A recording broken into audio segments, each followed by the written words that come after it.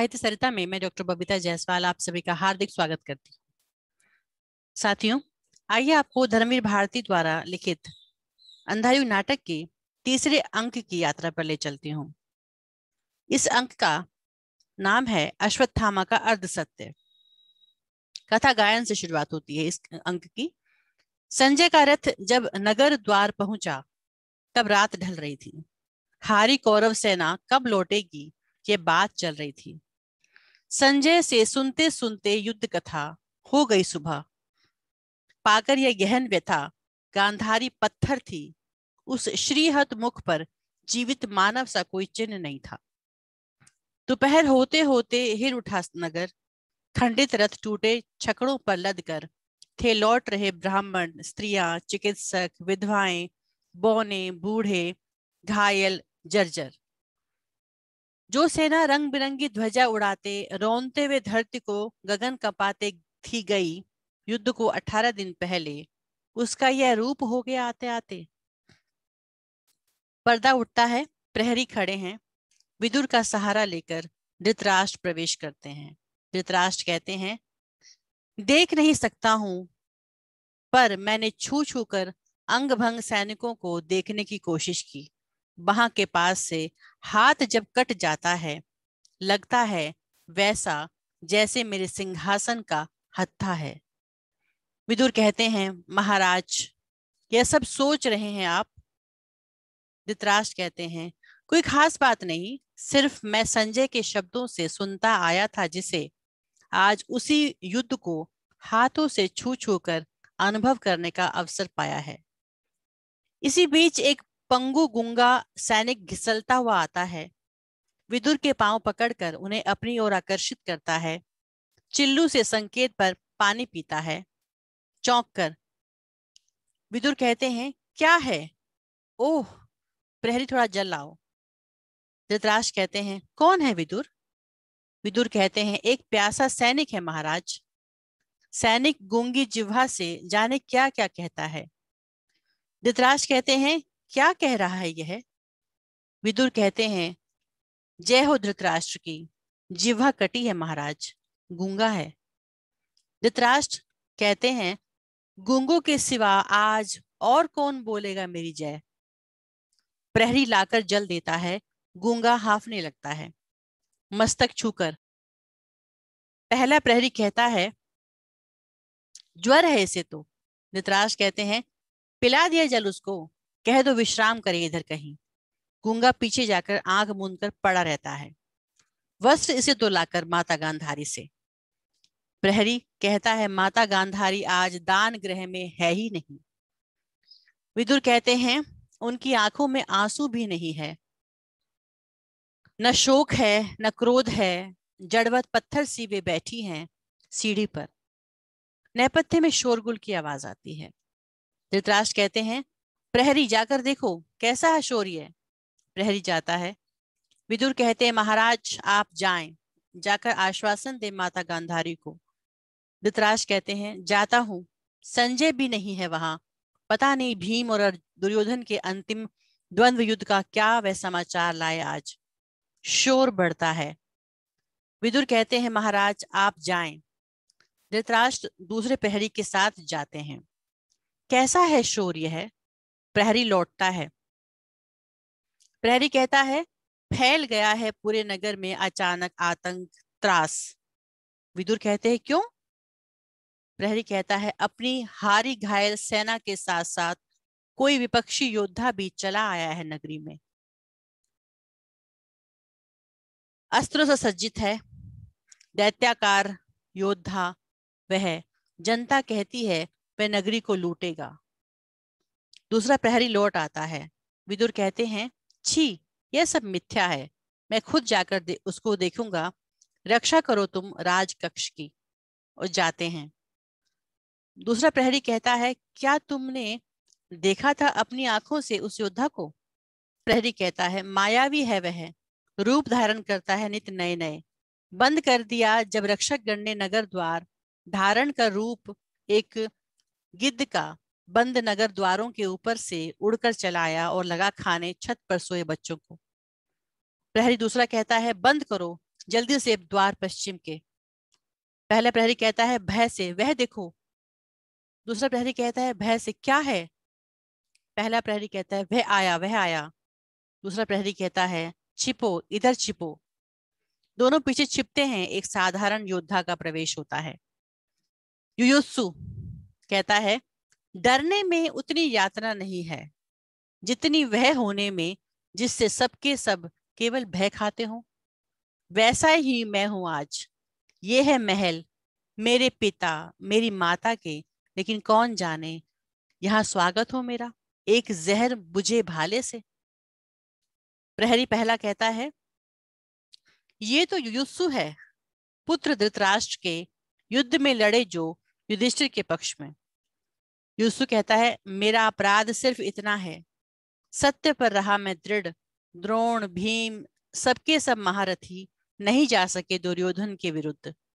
फिर भी मैंने कहा पक्ष में असत्य का नहीं लूंगा। मैं भी हूं कौरव, पर सत्य बड़ा है कौरव वंश से। दूसरा प्रहरी कहता है निश्चय युयुत्सु है, लगता है लौटे हैं घायल सेना के साथ। युयुत्सु कहते हैं मैं भी सह लेता यदि सब उच्च श्रृंखलता दुर्योधन की। आज मुझे इतनी घृणा तो न मिलती अपने ही परिवार में, बाहें फैलाए चाहे पराजित ही मेरा माथा होता। विदुर कहते हैं ढूंढ रहा हूं कब से तुमको युयुत्सु वत्स, अच्छा किया तुम जो वापस चले आए। प्रहरी जाओ, जाकर माता गांधारी को सूचित करो, पुत्र शोक से पीड़ित माता तुम्हें पाकर शायद दुख भूल जाएं। युयुत्सु कहता है पता नहीं मेरा मुख भी देखेंगे या नहीं।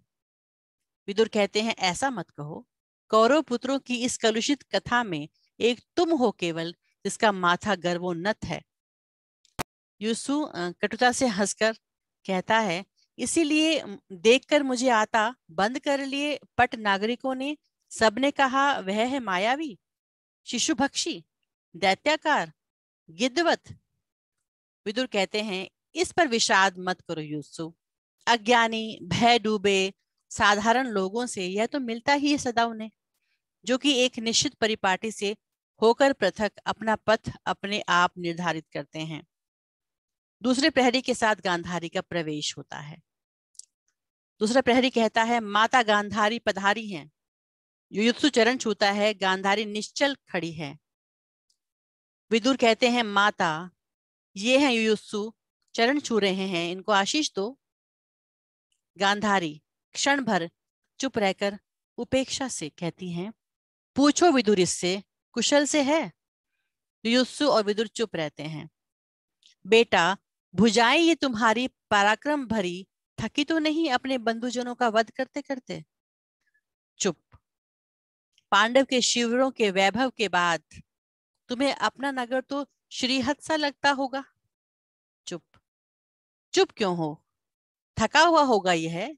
विदुर इसे फूलों की शैया दो, कोई पराजित दुर्योधन नहीं है यह, सोए जो जाकर सरोवर की कीचड़ में। चुप। चुप क्यों है विदुर यह, क्या मैं माता हूं इसके शत्रुओं की, इसलिए। और जाने लगती है। प्रहरी चलो।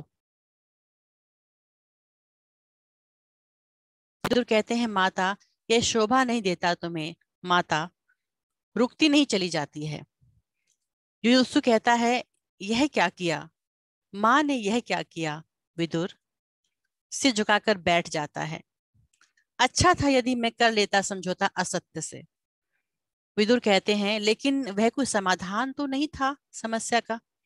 कर लेते यदि तुम समझौता असत्य से तो अंदर से जर्जर हो जाते। युयुत्सु कहते हैं अब यह माँ की कटुता घृणा प्रजाओं की क्या मुझको अंदर से बल देगी। अंतिम परिणति में दोनों जर्जर करते हैं, पक्ष चाहे सत्य का हो अथवा असत्य का। मुझको क्या मिला विदुर, मुझको क्या मिला। विदुर कहते हैं शांत हो युयुत्सु और सहन करो, गहरी पीड़ाओं को गहरे में वहन करो। कुछ देर पूर्व से गूंगे के हांफने की भयावह आवाज आ रही है जो सहसा तेज हो जाती है। पहला प्रहरी कहता है कैसी आवाज है प्रहरी है, वह गूंगा सैनिक है शायद दम तोड़ रहा है। दूसरा प्रहरी जल लाता है। विदुर कहते हैं यह लो युयुत्सु, उसे जल दो और स्नेह दो, मर्तों को जीवन दो, झेलो कटुताओं को। गूंगे के पास जाकर युत्सु कहता है, गोद में रखो सर, मुंह खोलो, ऐसे, हाँ खोलो आंखें। गूंगा आंख खोलता है, पानी मुंह से लगाता है, सहसा वह चीख उठता है, गिरता पड़ता व घिसलता व भागता है। दूसरा प्रहरी कहता है, यह क्या हुआ? युत्सु कहता है, मैं ही अपराधी हूँ। यह था एक अश्वारोही कौरव सेना का, मेरे अग्निबाणों से झुलस गए थे घुटने इसके, नष्ट किया है खुद मैंने इसका जीवन। वह कैसे अब मेरी ही करुणा स्वीकार करे? मेरी यह परिणति है। स्नेह भी अगर मैं दूं तो वह स्वीकार नहीं औरों को। व्यास ने कहा मुझसे, कृष्ण जिधर होंगे जय भी उधर होगी। जय है यह कृष्ण की, जिससे मैं बधिक हूं, मात्र वंचित हूं, सबकी घृणा का पात्र हूं। विदुर कहते हैं, आज इस पराजय की सेवा में पता नहीं जाने क्या झूठा पड़ गया यहाँ। सबके सब कैसे उतर आए हैं अपनी धुरी से आज। एक एक कर सारे पहिए हैं उतर गए, जिससे वह बिल्कुल निकम्मी धुरी तुम हो। क्या तुम हो प्रभु? सहसा अंतःपुर में भयंकर आर्तनाद होता है। युसु कहते हैं, यह क्या हुआ विदुर? विदुर कहते हैं, प्रहरी जरा देखो तुम। पहला प्रहरी जाकर तुरंत लौटता है। पहला प्रहरी कहता है, संजय यह समाचार लाए हैं। विदुर, युसु, प्रहरी आकुलता से, क्या? पहला प्रहरी कहता है, द्वंद्व युद्ध में राजा दुर्योधन पराजित हुए। विदुर और युसु झपट कर जाते हैं। आर्तनाद बढ़ता है। पीछे से कोई घोषणा करता है, राजा दुर्योधन पराजित हुए। पीछे का पर्दा उठने लगता है। पांडवों की समवेत हर्ष ध्वनि और जयकार सुनाई पड़ती है। वन पथ का दृश्य है। धनुष चढ़ाए भागते हुए कृतवर्मा और कृपाचार्य आते हैं। कृतवर्मा कहते हैं, यही कहीं छिप जाओ कृपाचार्य। शंख ध्वनि करते हुए जीते हुए पांडवगण लौट रहे हैं अपने शिविरों को। कृपाचार्य कहते हैं, ठहरो, उठाओ धनुष, वह आ रहा है कौन? कृतवर्मा कहते हैं, नहीं नहीं, वह अश्वत्थामा है। छद्म वेश धारण कर देखने गया था युद्ध दुर्योधन भीम का। अश्वत्थामा का प्रवेश। अश्वत्थामा कहता है, मातुल सुनो, मारे गए राजा दुर्योधन अधर्म से। कृपाचार्य चुप रहने का संकेत करके, छिप जाओ, पांडवों से होकर पृथक। क्रोधित बलराम इधर आते हैं। कृतवर्मा कहते हैं, नेपथ्य की ओर देखकर, कृष्ण भी हैं उनके साथ। कृपाचार्य कहते हैं, सुनो, ध्यान देकर सुनो। बलराम कहते हैं, नहीं नहीं नहीं, तुम कुछ भी कहो कृष्ण, निश्चय ही भीम ने किया है अन्याय आज। उसका अधर्म वार अनुचित था। कृपाचार्य कहते हैं, जाने क्या समझ रहे हैं कृष्ण। बलराम कहते हैं नेपथ्य स्वर से, पांडव संबंधी हैं तो क्या कौरव शत्रु थे? मैं तो आज बता देता भीम को, पर तुमने रोक दिया। जानता हूं मैं तुमको शैशव से, रहे हो सदा मर्यादाहीन कूट बुद्धि। कृपाचार्य धनुष रखते हुए उधर मुड़ गए दोनों। बलराम कहते हैं नेपथ्य स्वर से, जाओ हस्तिनापुर, समझाओ गांधारी को। कुछ भी करो कृष्ण, लेकिन मैं कहता हूं, सारी तुम्हारी कूट बुद्धि और प्रभुता के बावजूद शंख ध्वनि करते हुए अपने शिविरों को जो जाते हैं पांडवगण, वे भी निश्चय मारे जाएंगे अधर्म से। अश्वत्थामा दोहराते हुए, वे भी निश्चय मारे जाएंगे अधर्म से। कृपाचार्य कहते हैं, वत्स, किस चिंता में लीन हो? अश्वत्थामा कहता है, वे भी निश्चय मारे जाएंगे अधर्म से। सोच लिया मातुल, मैंने बिल्कुल सोच लिया। उनको मैं मारूंगा। मैं अश्वत्थामा उन नीचों को मारूंगा। कृतवर्मा व्यंग से कहते हैं, जैसे तुमने मारा था वृद्ध याचक को। अश्वत्थामा कहता है चिढ़कर, हाँ बिल्कुल वैसे ही, जब तक निर्मूल नहीं कर दूंगा मैं पांडव वंश को। कृतवर्मा कहते हैं, लेकिन अश्वत्थामा, पांडव पुत्र बूढ़े नहीं है, निहत्थे भी नहीं है, अकेले भी नहीं है। खत्म हो चुका है ये लज्जाजनक युद्ध। अपनी अधर्म युक्त उज्जवल वीरता कहीं और आजमाओ।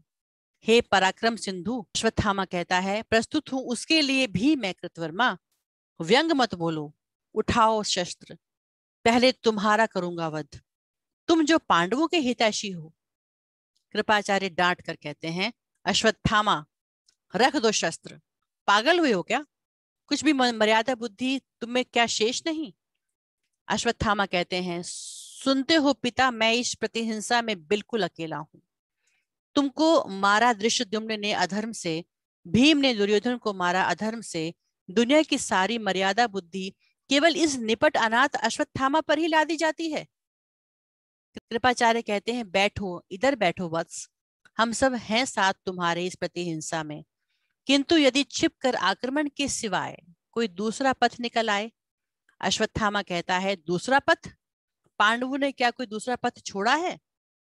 पांडवों की मर्यादा मैंने आज देखी द्वंद्व युद्ध में, कैसे अधर्म युक्त वार से दुर्योधन को नीचे गिरा दिया भीम ने।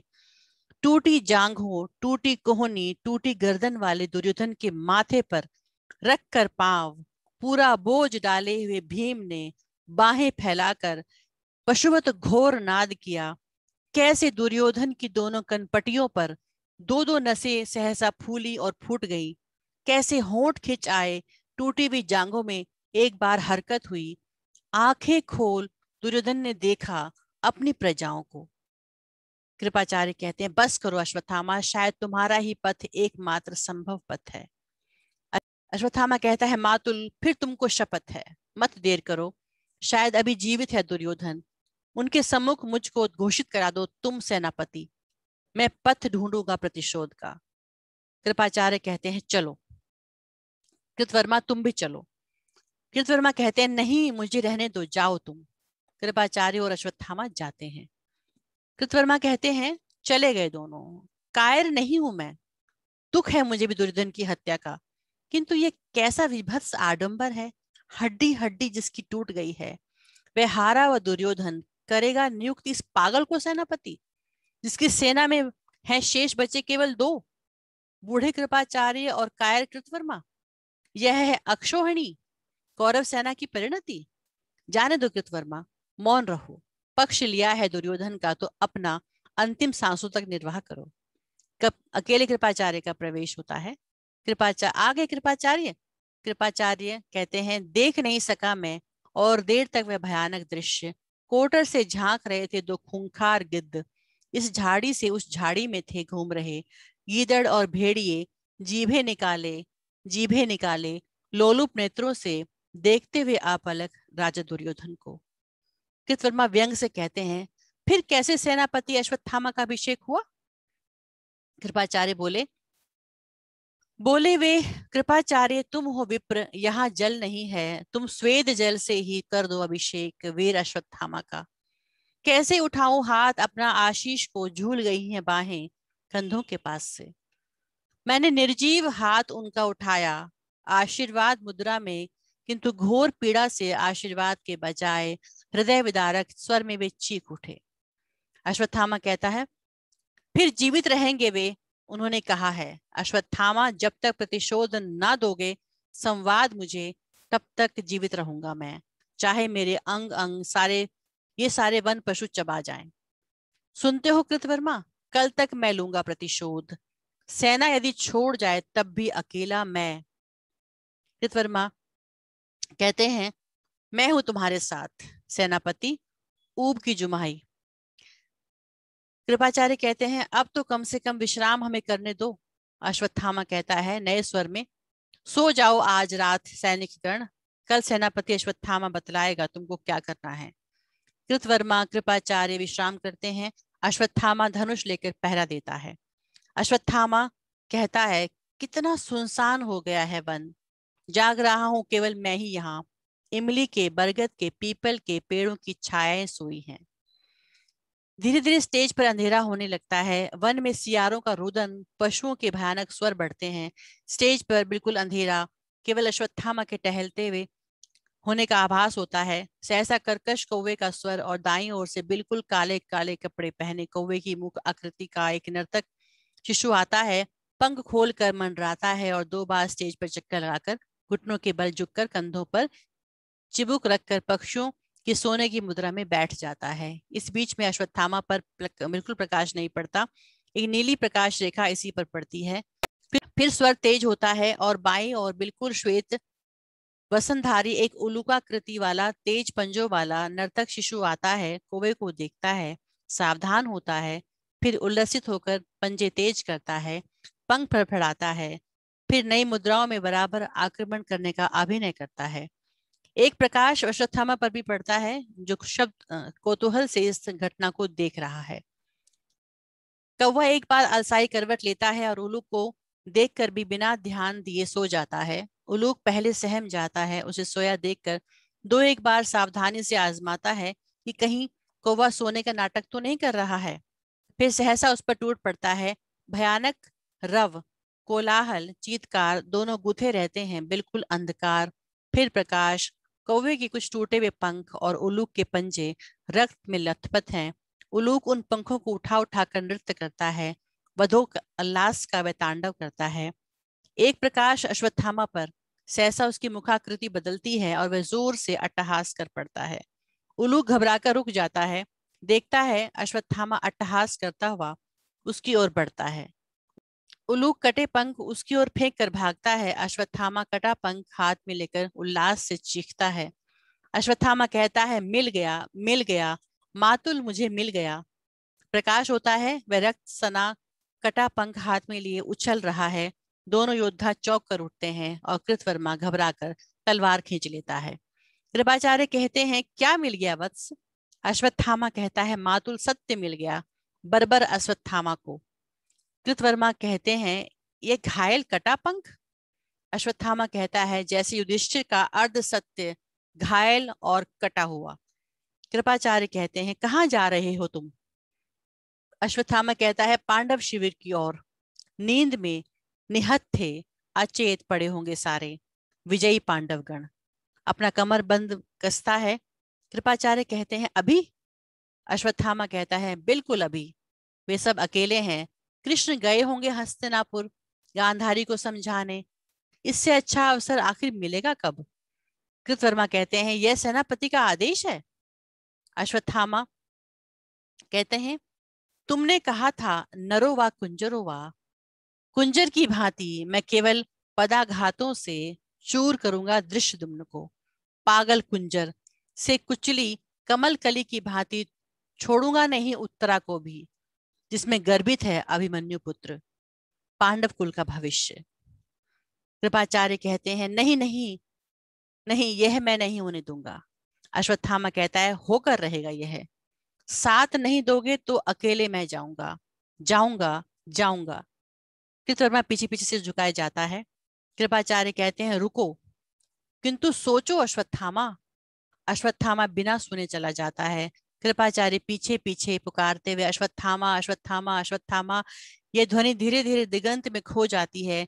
3 रथों की घरघराहट और घोड़ों की टापे शेष बचती हैं और पर्दा गिर जाता है। तो ये था अंधायुग नाटक का तीसरा अंक। धन्यवाद।